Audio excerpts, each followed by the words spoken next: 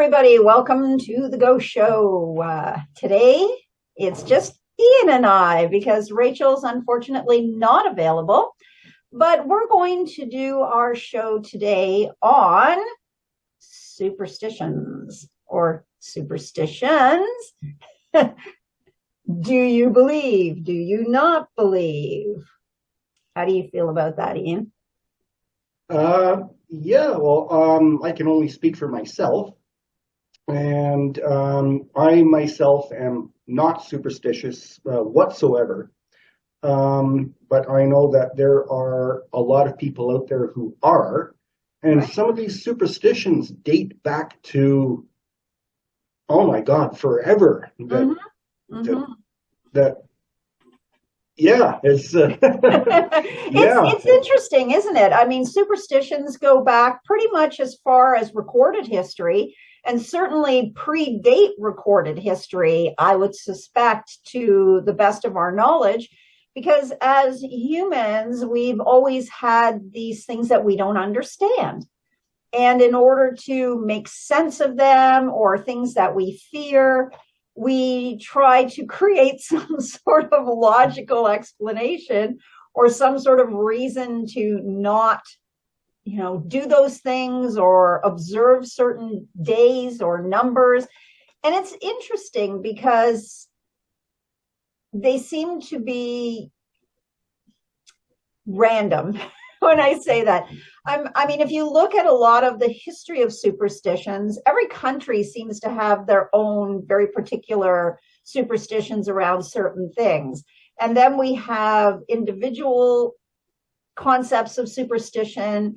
Of course, we have superstition related to religion. We have superstition related to natural occurrences such as solar eclipse or lunar eclipse. We also have natural phenomena, anything like that people can't understand or don't know how to explain.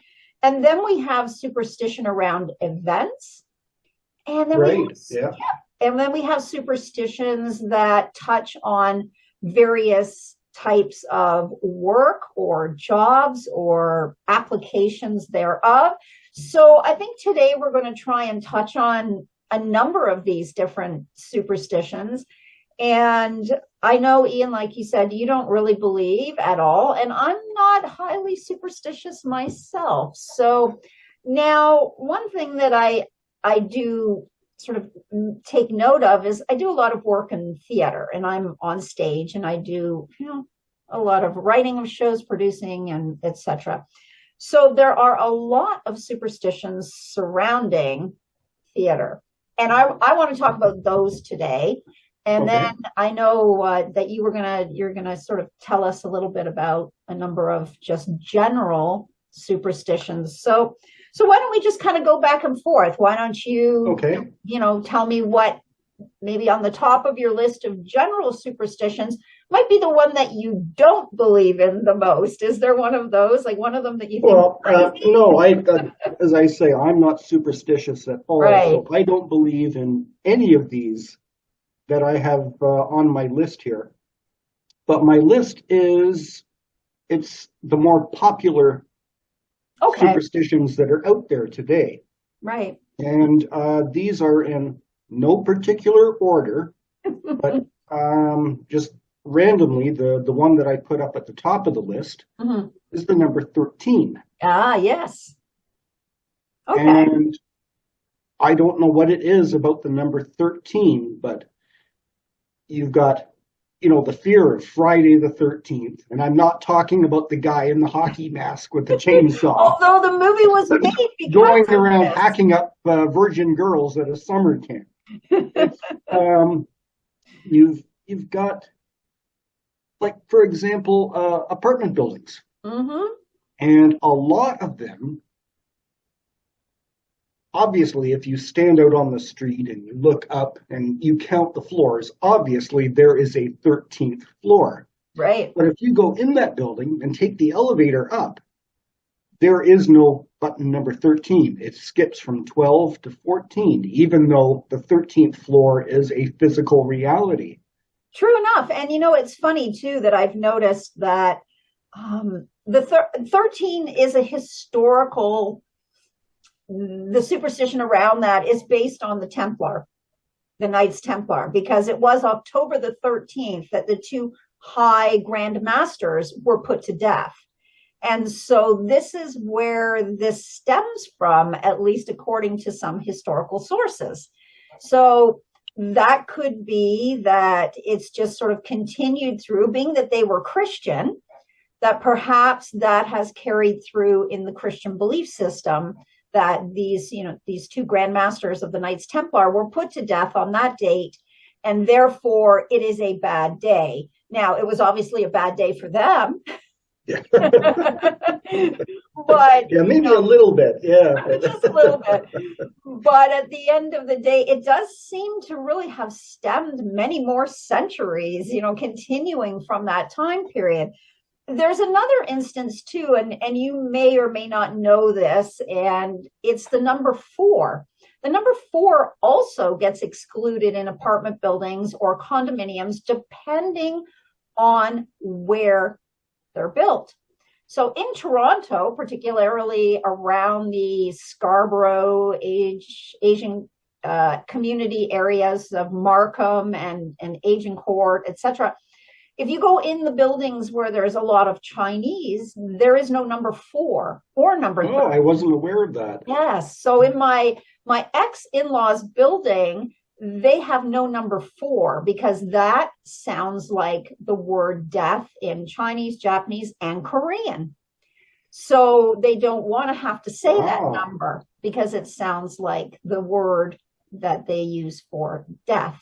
So that too is also omitted from, so you've got this, number 4 missing and number 13 in some cases in some buildings, especially in China, you don't get number 4 or number 13. So interesting that those things come from that. And we can see that, the word death, maybe you don't want to live on the death floor. Right? You don't want to live on the floor that sounds, that sounds like the word death. I can see that as a potential superstition or belief or fear. So that one does make sense. I guess the Friday the 13th, and then there's is it trichodecaphobia, I believe, is the other fear of that. That is what is known as. Could make sense if you were Christian and or had any Templar in your family somewhere. I find those kinds of things interesting, that they carry through and continue to be prevalent even today, right? And so let's look at one from the theater. The term break a leg. You've heard that, I'm sure, right? Yep. Break a leg. Yeah, we've all heard that. Yes, this kind of has a number of sort of different sources, depending on who you believe. But, when you're in the theater and you're backstage or you're, any of the crew, you never wish actors good luck on their performance, right? Or you don't say good luck in general to anybody who's working on a production. And instead, we use the term break a leg. And it's sort of interesting because in France, they tend to use the term merde, which translates to shit. And it came mostly from dancers, obviously, but it doesn't actually refer to the actor breaking their leg. But it does prefer, it sort of means backstage, the masking or the curtains, the theatrical curtains that cover the back of the stage. So when you say breaking a leg, it sort of means you've crossed from backstage into the play area, right? So you've come out into the forefront onto the stage and you're entering in the spotlight. Now, it seems a little crazy. You think, well, what in the world has that got to do with a superstition? Like, why would you think that? But it goes back to the early days of theater when the rigging crew were sailors. So they actually were sailors. The rigging of theatrical flies, backdrops, curtains, they were generally handled by sailors who were on shore.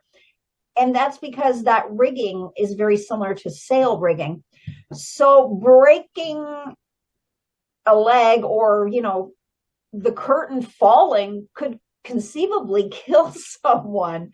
And so that was a very serious thing in theater. So instead of literally saying good luck, we get this term break a leg. I mean, there could be other meanings to that as well, but that's the one I'm most familiar with. I'm most familiar with going back to that time in early theater where sailors were brought in to handle the rigging of the stage, the light, the curtains. This is pre-lighting or any of those kinds of things, right? We're talking about, candlelight at the front of the stage and curtains being hung and then flying scenery in and out behind you as the actors were performing. So this was a very, sort of scary, treacherous thing that could happen, right? You're up there, you're up high, you're working with all of these ropes and these, heavy pieces of canvas that have been painted. You're moving them in and out on stage, and hence, these things could happen. I've also heard that break a leg had something to do with an actor at some point very early on, perhaps in the 1800s, that had actually slipped and fallen on stage and had hurt themselves. So wherever it comes from, it's still out there. It's still used all the time when we, yes, it is. When we get backstage or on stage, we're always saying break a leg. So that's an interesting one too, right? Whether you believe or disbelieve. And it's funny, right? Because even myself, like I say, I'm not superstitious, but I will still say that to fellow actors or people in, my cast and crew, because it's just something that we have become accustomed to, right? Whether we believe it or not. So I find that one really interesting. Oh, absolutely. Right. Yeah. So, it's very interesting. So what's another one that you've got on your list there? Okay, next on the list is breaking a mirror. And the superstition is if you break a mirror, you're going to get 7 years of bad luck. Now, I just consider that being clumsy if you end up breaking a mirror. But I have no idea where this particular superstition came from, as to you will acquire 7 years of bad luck if you bust that mirror. Right. Well, here's something interesting about that too, that I find is rooted in history once again. We have going way back, thousands of years, we have the story of Medusa. Right? And Medusa, when you looked into the eyes of Medusa, she could turn you to stone. And the other part of that, sort of story was, in order to turn Medusa into stone, she had to look at her own reflection. Right. And so there's this whole idea of, that something bad is going to happen if, that mirror breaks. I think could stem from that sort of old story of Medusa, because if you broke the mirror, Medusa was able to enchant you and turn you to stone. She wasn't able to see her own reflection, and therefore you were sort of done for. Right? I mean, there's that aspect of it. The other part of it is too, I think, is that in earlier times and various cultures, gazing upon one's reflection was considered to be, something that was almost otherworldly. It was almost like maybe the first person who ever saw the reflection in water.